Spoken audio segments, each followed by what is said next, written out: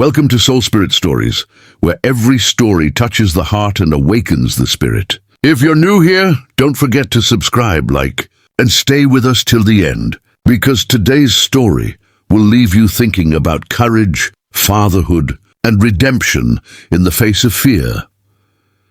It all began on a quiet morning in a small mountain town, the kind of place where time seemed to move slower and everyone knew each other by name. The air was crisp, and the golden light of dawn stretched across the old ranch that belonged to Jack Mercer, a single dad and retired Army veteran.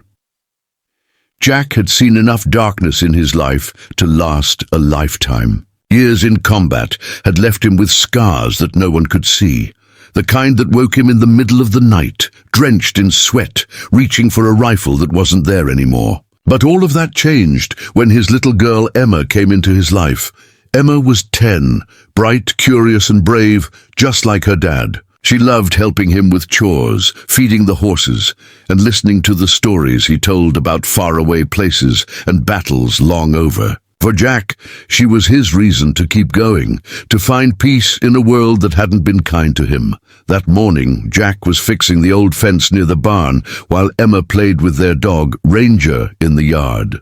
It was peaceful until Ranger suddenly stopped, his ears perking up, his growl low and tense. Jack noticed immediately. His instincts kicked in like a switch.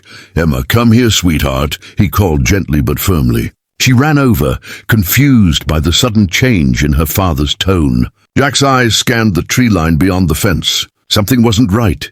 And then he saw him, a man tall and rough-looking, stepping out from the shadows of the woods. He was limping slightly, his clothes dirty and torn, his eyes dark and wild. Jack tightened his jaw. The man raised a hand. "Hey there. I didn't mean to scare you. Just need some water. Been walking a long way." Jack's hand rested near the shotgun, hanging by the barn door. He'd been around long enough to recognize when someone wasn't telling the whole truth. "You're trespassing," Jack said calmly but firmly. "You need to turn around and head back where you came from." The stranger gave a crooked smile. "Relax, man. I just need a little help. That's all." But Jack didn't relax. Something in the man's eyes, a flicker of calculation, maybe desperation, made his pulse quicken. Ranger barked louder now, his stance protective. "Get off my property," Jack said, his voice rising, his military tone unmistakable. "Now!" The words cut through the air like a warning shot. Emma flinched. She had never heard that voice before, not directed at anyone outside of a nightmare. The man hesitated, his eyes darting between Jack and the house. Then he took a slow step forward. "Dad?" Emma whispered. "Go inside," Jack said without looking at her. "Lock the door." Emma obeyed immediately, clutching Ranger by the collar as she ran. Jack took a deep breath, trying to steady himself. He didn't want trouble. He just wanted to protect his home, his daughter, and the peace he'd fought so hard to build. But trouble had a way of finding people like him. The stranger stopped near the old pickup truck parked in the driveway. "You got a nice place here," he said, his tone shifting. "Must be quiet out here, huh? No neighbors for miles." Jack could feel the tension rising like a storm. "I'm only going to say this once more," he warned, his voice cold now. "Leave." The man's smirk disappeared. He stared at Jack for a moment, then suddenly he ran toward the barn. Jack didn't think. He reacted. Years of training took over. He sprinted after him, cutting him off before he reached the open door. They collided hard, the stranger shoving him back. Jack stumbled but didn't fall. "What are you hiding, old man?" The stranger snarled. Jack's grip tightened on the shotgun, though it was still pointed low. "Nothing you'll live to see if you take another step," he said, his voice low and deadly calm. For a moment, neither man moved. The wind howled softly through the trees. Then as suddenly as he appeared, the stranger froze. His breathing was heavy, his eyes wide. And then Jack saw something shift. The wildness turned to pain. I wasn't going to hurt you," the man said weakly, stumbling back. "I just needed somewhere to hide," Jack frowned.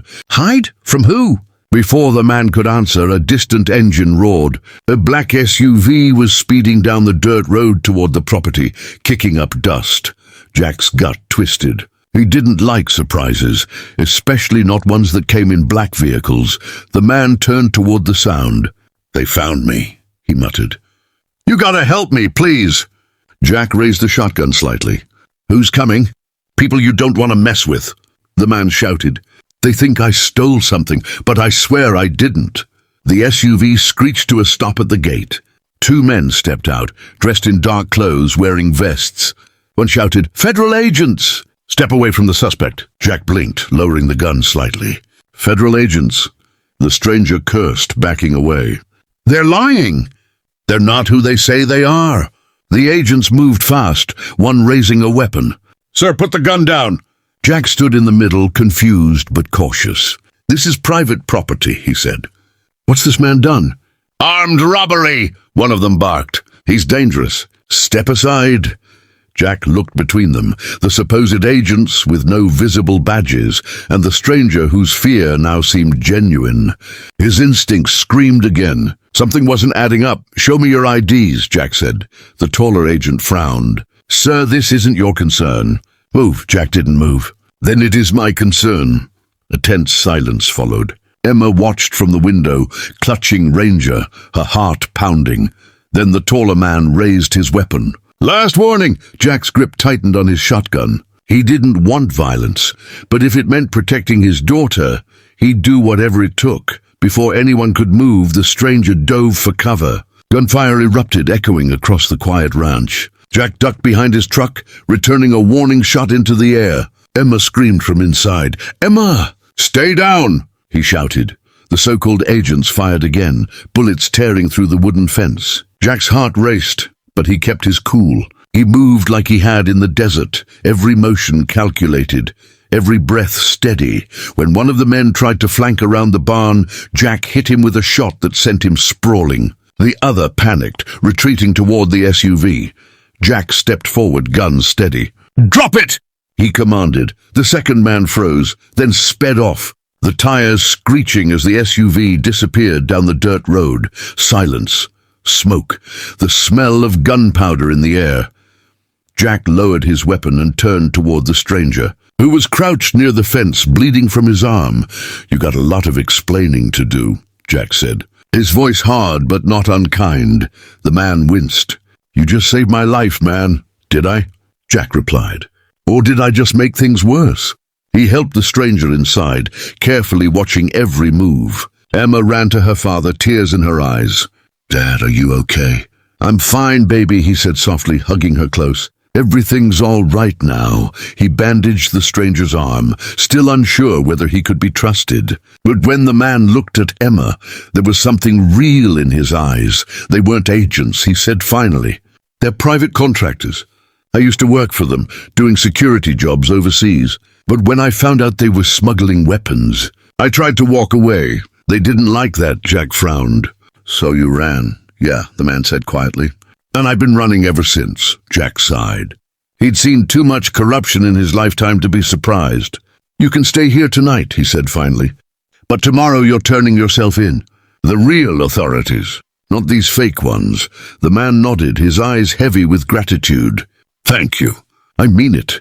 That night, after Emma went to bed, Jack sat on the porch with his shotgun resting across his lap, watching the moon rise. The stranger, whose name was Luke, joined him silently. "You're a good man," Luke said after a while. "Your daughter's lucky," Jack chuckled softly. "No, I'm lucky. She's the reason I stopped fighting ghosts." Luke looked out over the dark fields. "You think I got a chance? To start over?" Jack didn't answer right away. "If you tell the truth and own your mistakes," he said finally, "there's always a chance. But running never works. Trust me, I've tried." Luke nodded, understanding more than words could express. The next morning, Jack drove Luke into town. He made a call to a local sheriff he trusted, an old friend from his service days. Luke was taken into custody peacefully, promising to tell everything he knew. As they drove away, Emma looked at her dad. "Why did you help him, Daddy?" "He was a stranger," Jack smiled sadly. "Because once a stranger helped me too." The weeks passed. Life returned to normal. The fence got fixed, Ranger barked at squirrels again, and Emma laughed freely. But sometimes, at sunset, Jack would look toward the woods, half expecting another figure to emerge. Then one day, a letter arrived. It was from Luke. He wrote that the truth had come out, the fake agents had been caught, and his name was cleared. He was starting a new life in another state, working on a ranch just like Jack's. At the end of the letter, one line stood out. "You told me to stop running. I finally did." "Thank you." Jack folded the letter slowly, smiling. He placed it in the drawer with his old military medals, reminders of battles fought both outside and within. As the sun dipped below the hills, Emma ran up to him. "Dad, come on, Ranger found something by the creek." He laughed, standing up. "All right, sweetheart. Lead the way." They walked together under the fading light. A man who had once shouted, "Get off my propy,"